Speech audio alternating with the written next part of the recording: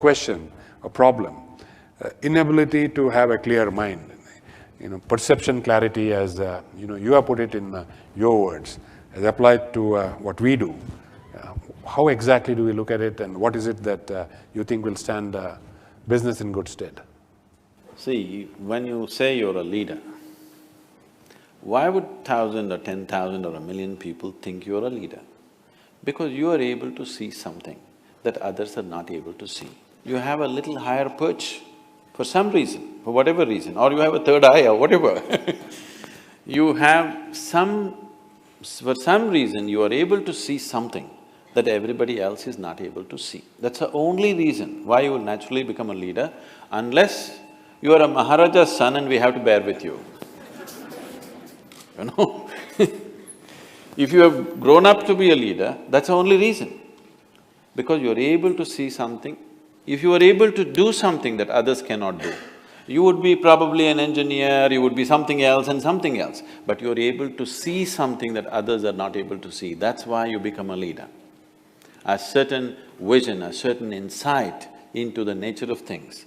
What people will see tomorrow, you are able to see it today.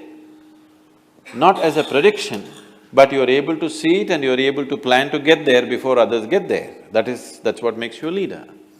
And now, if they don't have clarity of mind, today I see that wherever I go, particularly in the corporate areas, I wouldn't like to call it a corporate world because it's my endeavor to see that there's only one world, that people don't go on creating their own worlds. But in the corporate atmosphere, one thing that you see is people are tense and anxious because they think they are goal-driven.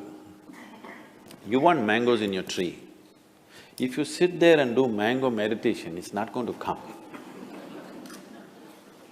If you nourish the roots, you never even looked up, never even thought of a mango, if you take care of the roots, one day mangoes will land on your head whether you want it or you don't want it. It will just happen anyway. But that whole thing is gone today, everybody has become goal-oriented, and new age meditation teachers are telling you, don't bother about doing anything, just imagine and it'll happen. You don't have to do anything. Yes, it's going on, isn't it? Just think about it and it'll happen.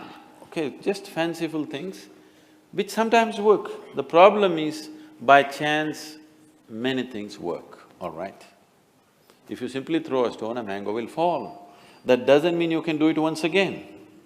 So if you somehow get to some place, when I say somehow, when you are not able to manage your own mind, how are you going to manage 10,000 people's minds? Because in some way leadership means you are able to draw these 1,000 people and take them in one direction. You are able to inspire these people or instigate these people, or like a Pied Piper, if you walk, they walk behind you because somehow you captured their minds and they decided that your way of thought and your way of looking is better than their own. It's not a simple thing. For people to think that your way of thinking is better than theirs, you will have to prove it in 1,000 different ways, otherwise they're not going to surrender their own way of thinking and feeling and whatever. So for you to prove that, first thing is you must be in charge of yourself. When you do not know how to take charge of your mind, your energies, your body and yourself, how will you take charge of them? And they're not safe in your hands. I would say, anybody who is scattered all over the place, in his hands, nobody is safe. Such a person should be one of the departments, he should not be a leader. If he has to be a leader, in his lap everybody should be safe, then only he can be a leader. That is possible only if you have taken charge of yourself. Lot of people have gotten there somehow. Can I tell you a joke? Please. Please. On a certain day, a bull and a pheasant were grazing. Bull was chomping the grass, pheasant was picking ticks off the bull partnership. There's a huge tree at the edge of the field. The pheasant very nostalgically looked at the tree and said, "Oh, alas, there was a time I could fly to the topmost branch of the tree. Now I do not have enough strength in my wing even to get to the first branch." The bull very nonchalantly said, "That's no issue. Just eat a little bit of my dung every day. Within a fortnight you'll get there." Pheasant said, "Come on, what kind of rubbish is that?" The bull said, "Really, try and see, the whole humanity is on it." So very hesitantly, the pheasant started pecking at the dung And lo, on the very first day, it reached the first branch of the tree. Within a fortnight, it reached the topmost branch of the tree, just beginning to enjoy the scenery. An old farmer was rocking on his rocking chair, saw a fat old pheasant sitting on top of the tree, pulled out his shotgun and shot the bird off the tree.